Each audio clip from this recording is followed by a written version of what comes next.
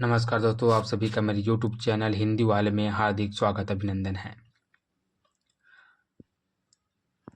दोस्तों, आप सभी को एक बात बता देना चाहता हूं कि मेरे पास वीडियो बनाने के लिए स्टैंड नहीं है, तो मैं अपने हाथ से वीडियो बनाता हूं। तो मेरी वीडियो बहुत आपको हिलती डुलती दिखाई देगी, इसके लिए मैं क्षमा चाहता हूं। तो आज हम पढ़ने वाले हैं हिंदी साहित्य के इतिहास का आखिर अर्थ होता क्या है, उसका मतलब क्या है। क्योंकि जब तक हम उसका मतलब नहीं जानेंगे, उसका अर्थ नहीं जानेंगे, तब तक हम हिंदी साहित्य को आगे पढ़ नहीं सकते, है ना। जिस प्रकार हम छत चढ़ रहे हैं, तो हमें सबसे पहले सीढ़ी पर कदम रखना होगा, तभी हम आगे बढ़ पाएंगे, है ना। अगर हम सोचे कि सीधे छत पर पहुंच जाएं, तो ये हमारे लिए गलत बात है। तो हमें शुरू से ही शुरुआत करनी चाहिए, है ना। तो सबसे पहले हम जानते हैं कि हिंदी साहित्य के इतिहास आखिर मतलब क्या होता है। आप देखिए कि इसमें जो है हिंदी साहित्य के इतिहास में जो है 3 मुख्य शब्द आपको दिखाई देंगे, हिंदी साहित्य और इतिहास, है ना।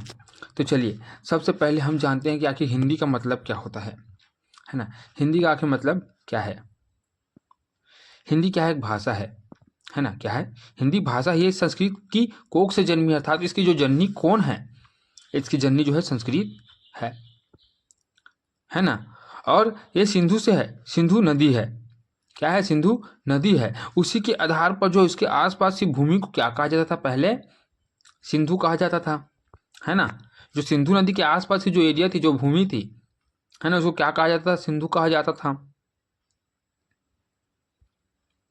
और बाद में जो है ईरानी में जाकर, है ना, बाद में ईरानी में जाकर यहाँ हिंदू हो गया और बाद में हिंदी हो गया। ठीक है। तो जिस प्रकार आप देखिए, जिस प्रकार जो है पंजाब में अगर कोई भाषा बोली जाती है तो उसे क्या कहेंगे, हम पंजाबी भाषा कहेंगे। राजस्थान में कोई भाषा बोली जाती है तो उसे राजस्थानी भाषा कहेंगे, है ना। ठीक उसी प्रकार जो उस एरिया में, जो उस भूमि में जो भाषा बोली जाती थी, अब उसको हिंदू कहा जाता था, है ना, हिंदी कहा जाता था। जो तो उस समय जो उसकी भाषा थी, उन लोगों की भाषा थी, तो उसको हिंदी भाषा कहा जाने लगा। ठीक है। उसके बाद देखते हैं दूसरा शब्द कौन सा है, साहित्य। अब ये कितने शब्दों से मिलकर बने, देखिए, सा सा प्लस हित प्लस या, है ना। तो किसी भाषा में लिखित कार्यों का समूह क्या कहलाता है, साहित्य कहलाता है। किसी भाषा में, है ना। अगर यहीं पर हम कहते हैं कि हिंदी भाषा में लिखित कार्यों का समूह क्या कहलाएगा, तो हिंदी भाषा में लिखित कार्यों का समूह क्या कहलाएगा, हिंदी साहित्य कहलाएगा। चाहे वो गद्य हो या पद्य हो, कुछ भी हो, वो क्या कहलाएगा, साहित्य कहलाएगा। ठीक है। तो यहां तक आप समझ लीजिए कि हिंदी भाषा में अगर लिखित कार्यों का समूह क्या कहलाएगा, हिंदी साहित्य कहलाएगा। ठीक है। साहित्य क्या है, जो किसी भाषा में, है ना, किसी भाषा में लिखित, जैसे गद्य है, पद्य है, जो भी है, उसका जो एक समूह होता है वो क्या कहलाता है, साहित्य कहलाता है। ठीक है। उसके बाद तीसरा शब्द क्या है इसमें, इतिहास, है ना। तो बीते हुए अतीत की घटनाओं का वर्णन, है ना, बीते हुए या अतीत की घटनाओं का लिखित वर्णन क्या कहलाता है, इतिहास कहलाता है ना। जिसके ऐसे हुआ था या ऐसे था, है ना। तो उसी प्रकार जो हिंदी साहित्य का जो इतिहास है ना, जो लिखित इतिहास है, उसी को क्या कहा जाएगा, हिंदी साहित्य का इतिहास कहा जाएगा, है ना। कि वो कैसा था, पहले कैसा था। देखिए कि जो इतिहास होता है ना, वो जो है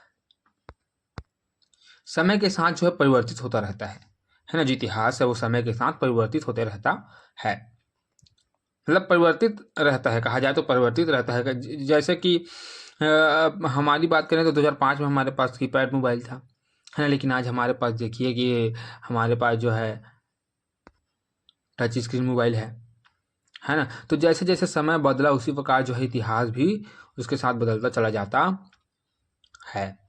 अब हम कहेंगे कि 2005 में जो है हमारे पास कीपैड मोबाइल था, तो क्या है, इतिहास है। लेकिन अब क्या है, हमारे पास टच मोबाइल है। ठीक उसी प्रकार जो है पहले हिंदी का साहित्य कैसा था और किस प्रकार से वो परिवर्तन हुआ, ये हम उसके इतिहास के माध्यम से जानेंगे। आशा करता हूँ कि आपको ये मेरा वीडियो ज़रूर पसंद आया होगा, है ना। तो मैं आशा करता हूँ कि आप मेरे चैनल को सब्सक्राइब कीजिए, आप मेरी मदद कीजिए, है ना। मेरी वीडियो को लाइक कीजिए, मेरी वीडियो को शेयर कीजिए, और कुछ भी गलती हुई होगी तो अपना भाई समझकर मुझे माफ़ कीजिएगा। और मुझे पूरा आशा है कि आप मेरे चैनल को ज़रूर सब्सक्राइब करेंगे, मेरी ज़रूर मदद करेंगे। इसी के साथ मैं आपसे अलविदा चाहता हूँ, और मैं इसके बाद हिंदी साहित्य के इतिहास को लेकर आप सबके सामने आऊँगा। तब तक के लिए आप सभी का प्यार, आप सभी का आशीर्वाद, बहुत बहुत धन्यवाद।